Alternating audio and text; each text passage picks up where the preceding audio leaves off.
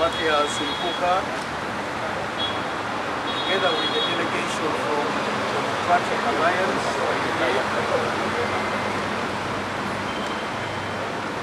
we are gathered here today to address you over what has transpired in the meeting that we have just concluded.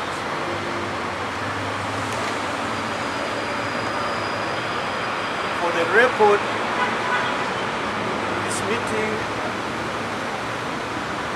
was as a result of a request by the coordinator of the Democratic Alliance to engage with us over electoral reforms and the transition in the governance of this country.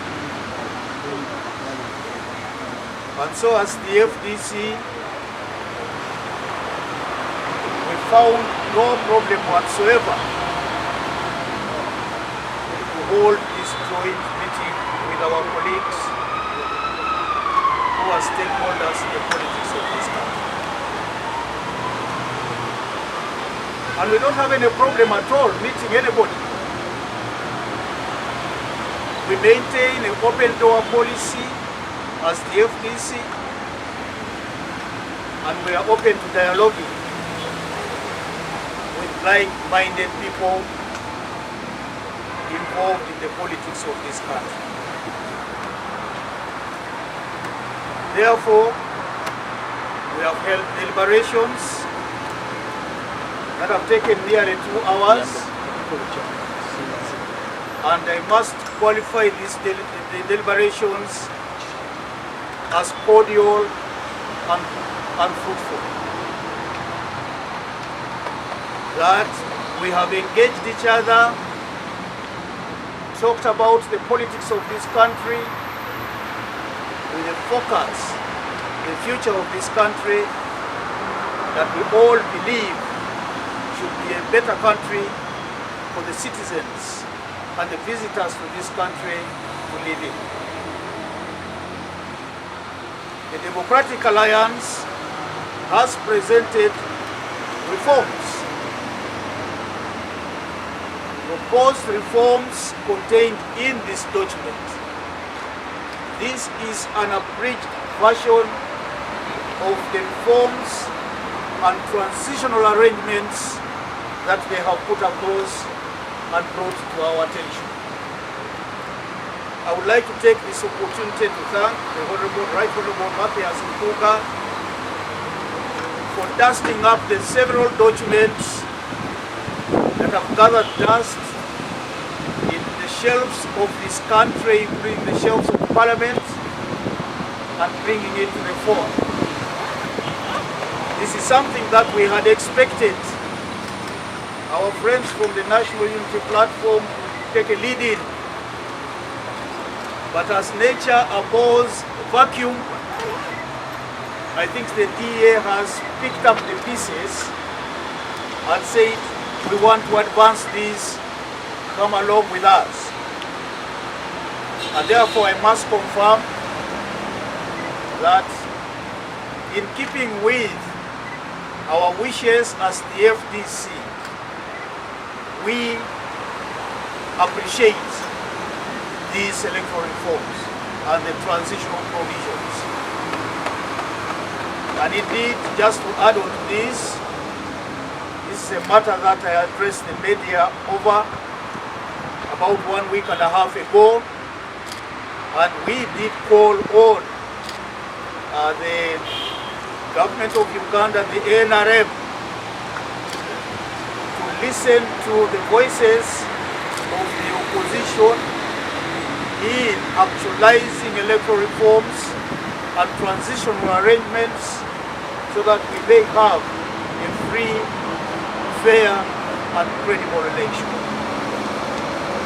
That said, we have also agreed that these electoral reforms do not have to be pegged to the coming elections. That This country is not about to go somewhere else. That even after the elections, we are going to have Uganda, the nation of Uganda. And that if anything can be achieved, even if they are the bare minimum, then we will go for it. And I think FDC is very, very happy with that position. That said, fellow Ugandans, we as an institution, the FDC, are structured. We have got organs of the party under which we operate. And therefore, going forward, what has been discussed today in a closed session is going to be taken to the organs of the party.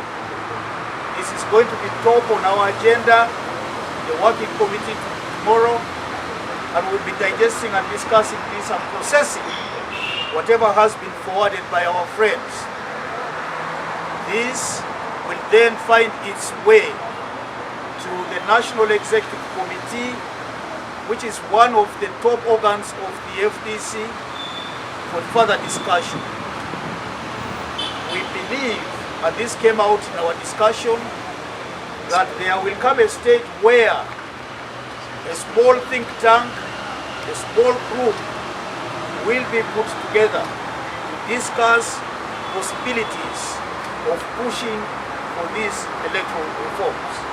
Indeed, we did agree that pressure must be mounted on the NRM to ensure that what we have desired in nearly 20 years of the re-emergence of the multi-party political dispensation sees the light of day, and that we may have reforms to the way we do our politics.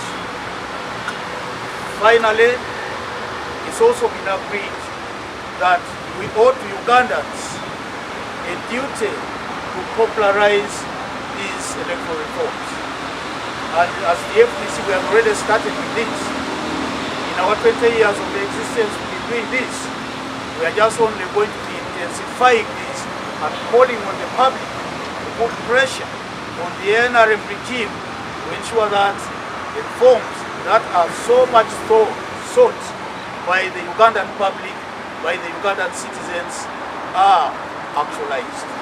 This is all that I have to say, and I would like to invite my brother, President of the FDC, together with the Chairman of the FDC, Honorable Jack Sabiti, and all members of the FDC here who received us warmly this morning.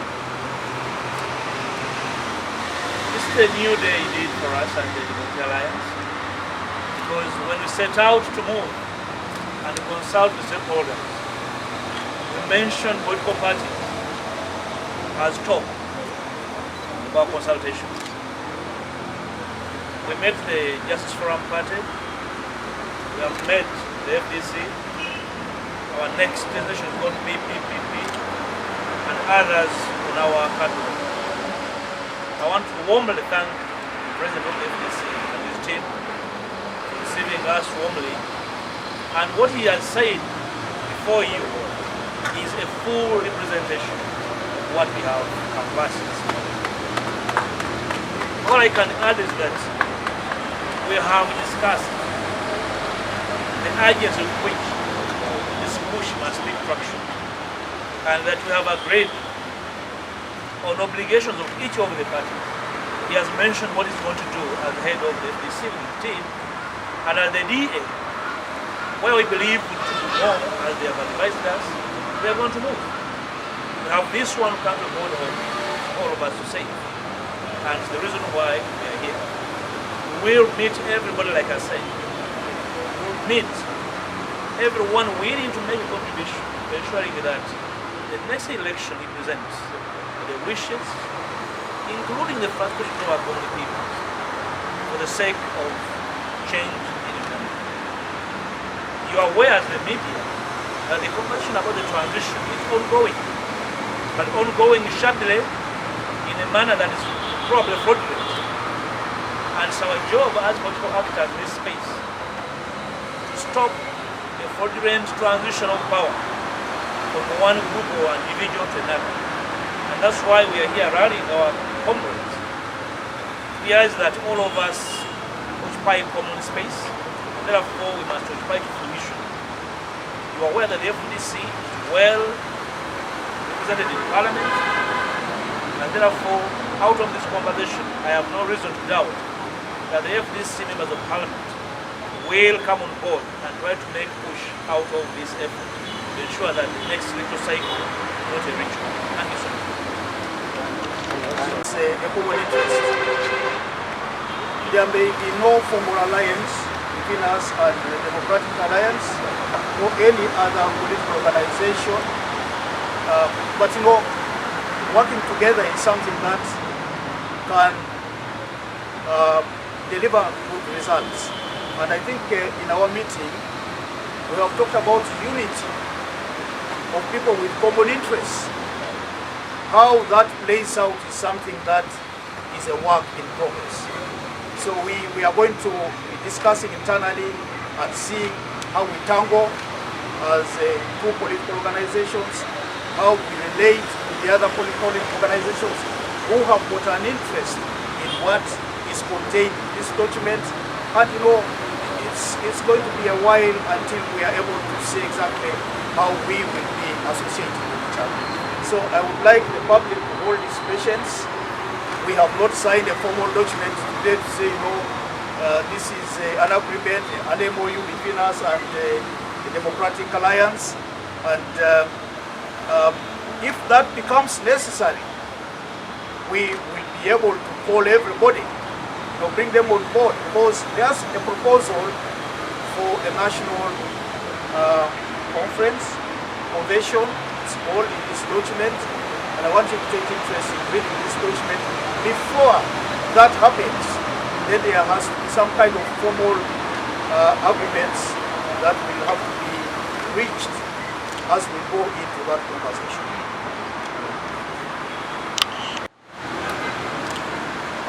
Well,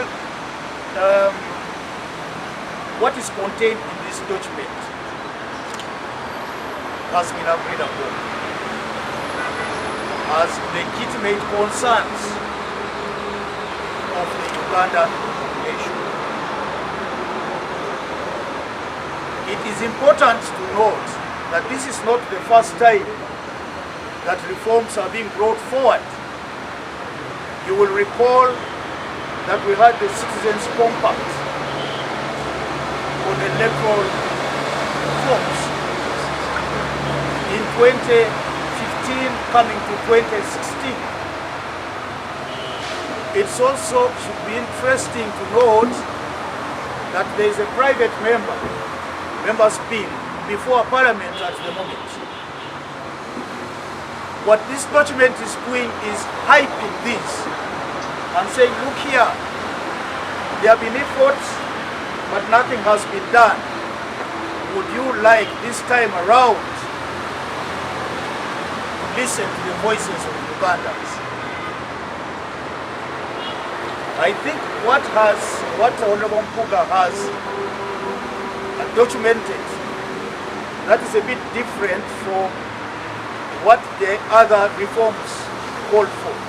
The issue of transition. And we are very, very happy about that, because we have always spoken about transition here. Transition from the Museveni rule to the next leaders. Recognizing our history, that every time we have changed from one leader to the other, there has been a conflict. There has been bombing, there has been shooting, there has been killing, there has been near genocide.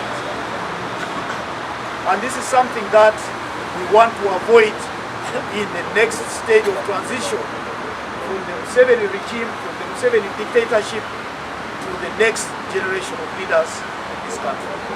And like he has said, it shouldn't be shabby. It shouldn't be the heir apparent. It shouldn't be from, even if it had to be from father to son, it has to be organized. There has to be a formula to do this, not forcing something down the throats of Ugandans, but causing chaos and anarchy in this country. Any other? Honorable Mpuga, I have a question. I have spoken that variously. How meet the NUP? We have written to them, they received our letter. We are waiting for their appointment. They are a party, we cannot push them, but at least we did what this is. Common rights and ask for what it is. So we are waiting their response.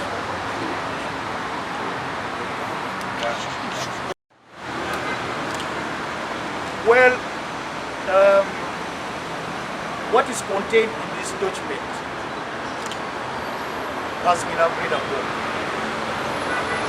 as legitimate concerns of the Ugandan nation. It is important to note that this is not the first time that reforms are being brought forward. You will recall that we had the Citizens Compact on electoral reforms in 2015 coming to 2016. It's also should be interesting to note that there is a private member's bill before Parliament at the moment. What this document is doing is hyping this and saying, look here, there have been efforts, but nothing has been done. Would you like this time around to listen to the voices of Ugandans? I think what Honorable Mpuga has documented, that is a bit different from what the other reforms called for, is the issue of transition. And we are very, very happy about that because we have always spoken about transition here. Transition from the Museveni rule to the next leaders, recognizing our history, that every time we have changed from one leader to the other, there has been a conflict. There has been bombing, there has been shooting, there has been killing, there has been near genocide. And this is something that we want to avoid in the next stage of transition from the Museveni regime, from the Museveni dictatorship to the next generation of leaders in this country. And like he has said, it shouldn't be shabby. It shouldn't be the heir apparent. It shouldn't be from, even if it had to be from father to son, it has to be organized. There has to be a formula to do this, not forcing something down the throats of Ugandans, but causing chaos and anarchy in this country. Any other? Honorable Mpuga, I have a question.